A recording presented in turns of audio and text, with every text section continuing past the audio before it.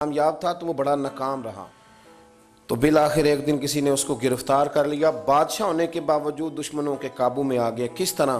اس کے پاس بندوق تھی گولیوں سے بھری ہوئی، تو اسے اچانک ایک پرندہ نظر آیا تو اس نے ایک گولی نہیں ماری، اس نے ساری بندوق ہی خالی کر دی، اتنی گولیاں برسائیں۔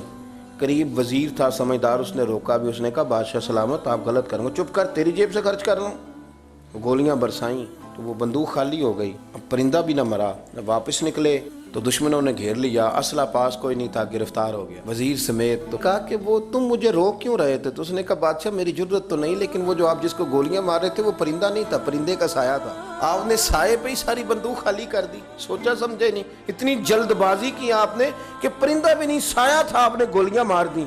اور حال یہ ہے کہ اب ہم گرفتار ہو گئے، تھوڑا اگر وقت گزارتے، توقف کرتے، تھوڑا ٹھہرتے، بڑی ساری چیزیں ٹھیک ہو جاتی۔ میرے رسول کریم صلی اللہ علیہ وسلم کی آپ کبھی چیزیں کھول کے دیکھیں، وہ عثمان بن طلحہ نے فتح مکہ کے موقع پہ کہا تھا میں آپ کو چابی نہیں دوں گا، تو حضور نے فرمایا تو نہ دے، ایک وقت آئے گا میں تجھ سے لے لوں گا۔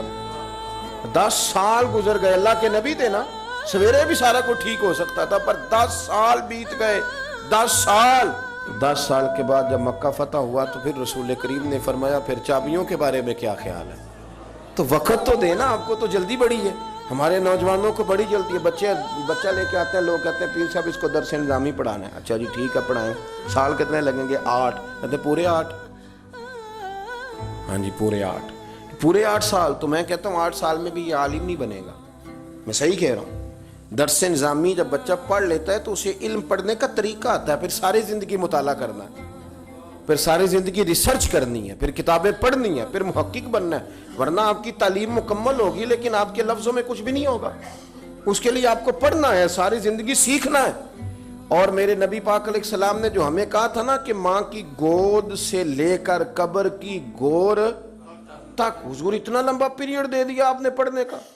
ہمارے ہاں تو جو بندہ 6 مسئلے کل سن لیتا ہے مفتی اعظم ہو جاتا ہے، اگر 2-4 اردو کی کتابیں بھی وہ سیدھی پڑھ گیا تو پھر وہ کہتا ہے مولویوں کی پتہ ہوئے، تو میں نو پتہ ہے سارا، سیدھی پڑھنے لگ گیا نا، ذرا صحیح لائن پوری پڑھ لیتا ہے تو اب کہتا ہے مولویوں چھوڑیں آپ، یہ جلد بازی ہے، اس سے آپ کی طبیعت تکلیف، زندگی میں ٹھہراؤ پیدا کریں، تھوڑا روکیں۔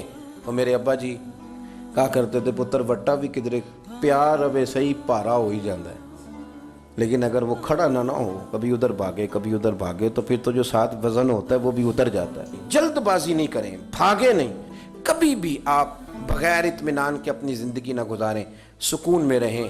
آپ اس دین کے ماننے والے ہیں جو بڑا ہی میٹھا ہے، جو بڑا ٹھنڈا ہے، جس کے اندر راحت ہے، جس کے اندر سکون ہے، جس کے اندر خوبصورتی ہے۔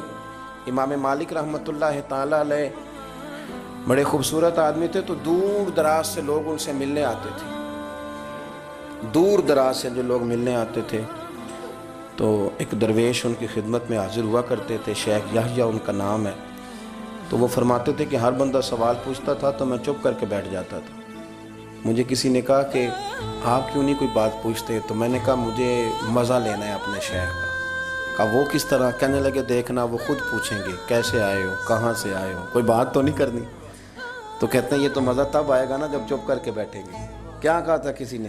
چپ کر سن تے موتی مل سن، تے ذکر کریں تے جے پاگلا مانگو رولا پاویں، نہ موتی نہ ہیرے۔ تو ہم تو شور سے چیزوں کو جیتنا چاہتے ہیں، تو شور سے چیزیں جیتی جا سکتی، جتنی طلاقیں ہوتی ہیں جلد بازی کی وجہ سے ہوتی ہیں۔ اگر تھوڑا اطمینان ہو جائے، تھوڑا سوچیں، تھوڑا پرکھیں، آزمائش میں نہ پڑیں۔ قتل کیوں ہوتا ہے؟ غصہ بڑا تھا، میں نے اپنے ہاتھوں سے سزا دینی تھی، میں نے یہ انتظار ہی نہیں کیا کہ رب بھی تو سزائیں دیتا ہے نا، قیامت کو بھی تو عدالت لگنی ہے نا۔ تو وہ جلد بازی، تلخی ہمارے مزاجوں کی، اس نے ہمیں بڑی ساری جگہوں پہ پریشان کیا ہے۔ اس لیے حضرت ابوبکر صدیق اپنی زبان پکڑ کے کہا کرتے تھے کہ تو نے مجھے بڑی تکلیف دی ہے، کاش تو ٹھیک ہو جائے تو میرے لیے آسانیاں ہو جائیں۔ تو جلدی کرتی ہے بات کرنے میں، تو اذیت دیتی ہے تو میں بھی اذیت میں آ جاتا ہوں۔ ورتل القرآن ترتیلا، یارو ذرا ٹھہرو، ذرا رکو، ذرا سجدہ کرو تو ذرا خوش ہو کے کرو، درود شریف پڑھو تو پھر کیا ضرورت ہے تیزی سے صلی اللہ تعالی وسلم کہہ کے گزرنے کی، ذرا سکون سے پڑھو، سوچ کے پڑھو کہ کس کی بارگاہ میں سلام عرض کر رہے ہو، ذرا رک کے پڑھو، جب ذکر کرو تو ذرا اس کا ذائقہ لو، جب بات سنو تو اس کا لطف لو۔ جلد بازی آپ کو پریشان کرے گی۔ خراب کرے گی، چیزیں بگڑ جائیں گی۔ اللہ ہمیں اپنے محبوب کا صدقہ اطمینان قلبی عطا کرے۔